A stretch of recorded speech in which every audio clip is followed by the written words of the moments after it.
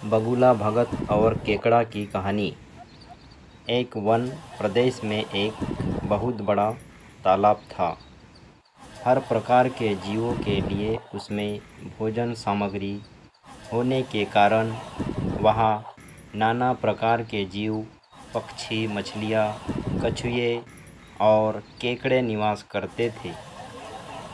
पास में ही बगुला रहता था, जिसे परिश्रम करना बिल्कुल अच्छा नहीं लगता था। उसकी आँखें भी कमज़ोर थीं। मछलियाँ पकड़ने के लिए तो मेहनत करनी पड़ती है, तो उसे खलती थी। इसीलिए आलस्य के मारे वह प्रायः भूखा ही रहता था। एक टांग पर खड़ा यही सोचता रहता था कि क्या उपाय किया जाए कि बिना हाथ पैर हिलाए रोज़ भोजन मिले। एक दिन उसे एक उपाय सूझा, तो वह उसे आजमाने बैठ गया। आँखों में आंसू बहाने एक केकड़े ने उसे आंसू बहाते देखा, तो वह उसके निकट आया और पूछने लगा, मामा, क्या बात है? भोजन के लिए मछलियों का शिकार करने की बजाय खड़े आंसू बहा रहे हो। बगुले ने जोर की हिचकी ली और भर्राए लगे से बोला, बेटा, बहुत कर लिया मछलियों का शिकार। अब मैं यह पाप कार्य नहीं कर पाऊँगा। मेरी आत्मा जाग उठी है, इसलिए मैं निकट आई मछलियों को भी नहीं पकड़ रहा हूँ। तुम तो देख ही रहे हो।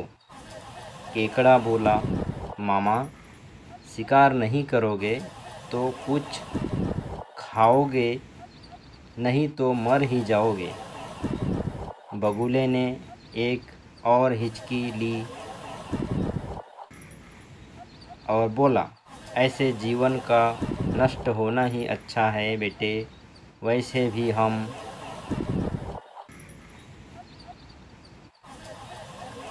सबको जल्दी मरना ही है। मुझे ज्ञात हुआ है कि शीघ्र ही यहाँ 12 वर्ष लंबा सूखा पड़ेगा। बगुले ने केकड़े को बताया कि यह बात उसे एक त्रिकालदर्शी महात्मा ने बताई है, जिसकी भविष्यवाणी कभी गलत नहीं होती। केकड़े ने जाकर सबको बताया कि कैसे बगुले ने बलिदान व भक्ति का मार्ग अपना लिया है और सूखा पड़ने वाला है। उस तालाब के सारे जीव, मछलियाँ, कछुए, केकड़े, बतख व सारस आदि दौड़े दौड़े बगुले के पास आए और बोले, भगत मामा, अब तुम ही हमें कोई बचाव का रास्ता बताओ। अपनी अक्ल लड़ाओ। तुम तो महाज्ञानी बन ही गए हो। बगुले ने कुछ सोचकर बताया कि वहाँ से कुछ कोस दूर एक जलाशय है, जिसमें पहाड़ी झरना बहकर गिरता है। वह कभी नहीं सूखता। यदि जलाशय के सब जीव वहाँ चले जाए तो बचाव हो सकता है। अब समस्या यह थी कि वहाँ तक जाया कैसे जाए। बगुले भगत ने यह समस्या भी सुलझा दी।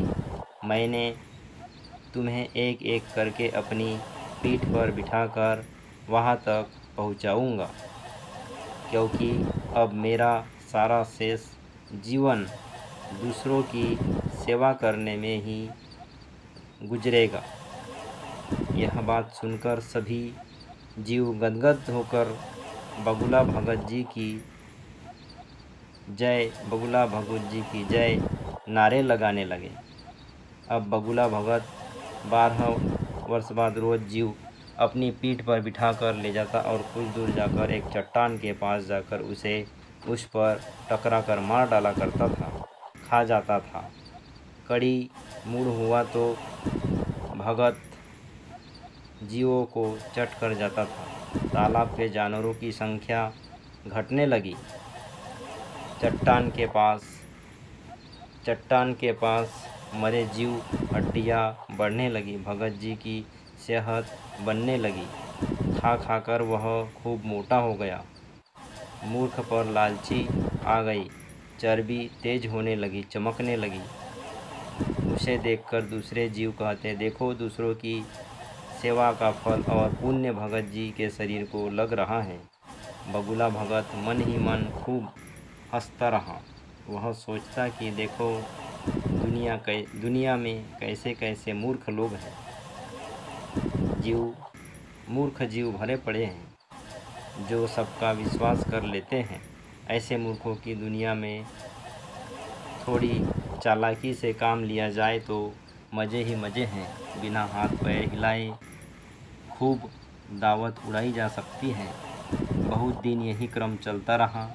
एक दिन केकड़े ने बगुले से कहा, मामा, तुमने इतने सारे जानवर यहाँ से वहाँ पहुँचा दिए, लेकिन मेरी बारी अभी तक नहीं आई है। भगत जी बोले, बेटा, आज तेरा ही नंबर लगने वाला है।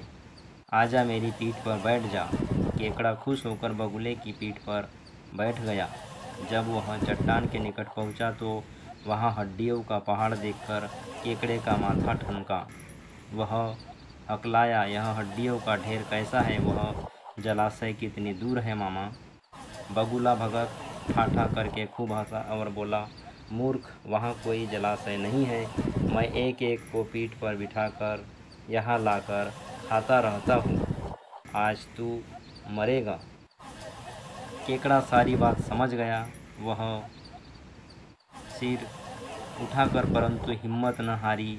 तुरंत अपने पंजे को आगे बढ़ाकर उसने दुष्ट बगुले की गर्दन दबा दी और तब तक दबाए रखी जब तक उसके प्राण न चले जाए। फिर केकड़ा बगुले भगत का कटा सिर लेकर तालाब पर लौटा और सारे जीवों को सच्चाई बता दी कि कैसे दुष्ट बगुला भगत उन्हें धोखा देता रहता था। इस कहानी की सीख यह है कि किसी के भी बातों पर अचानक विश्वास नहीं करना चाहिए। मुसीबत में धीरज रखना चाहिए और हमेशा